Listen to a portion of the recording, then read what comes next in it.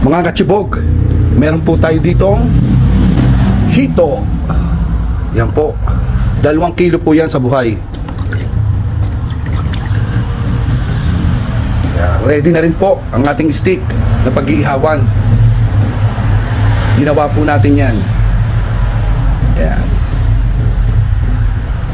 Tara, samahan niyo po ako. Gamit po ang asin, papatayin na natin siya at lilinisan.